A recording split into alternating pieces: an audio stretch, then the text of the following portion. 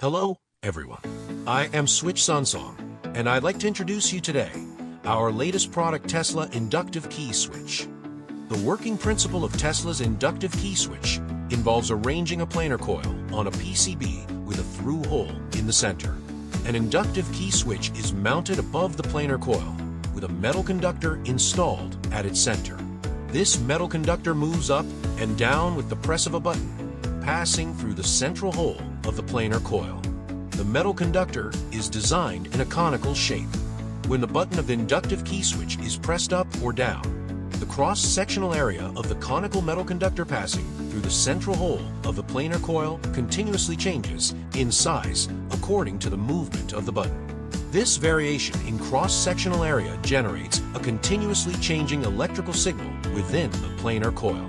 This continuously changing electrical signal is then processed by a chip to output a series of continuously varying digital signals.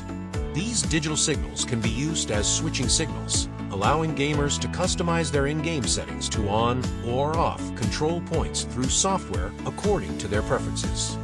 These control points can trigger various actions in the game, such as shooting. The higher the precision and the finer and more numerous the levels of these continuously changing digital signals, the more accurate control gamers can achieve in the game. For example, they can shoot earlier and faster, make emergency stops during runs, and shoot accurately. These capabilities are what esports players strive for: earlier, faster, and more accurate control. Tesla's inductive key switches come in a variety of configurations, with the following already available in bulk on the market. The first is the Tesla Inductive Key Switch with a purple cross-shaped core structure.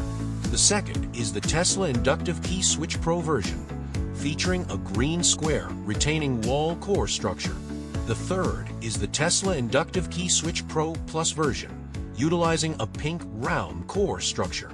Users can choose according to their different needs.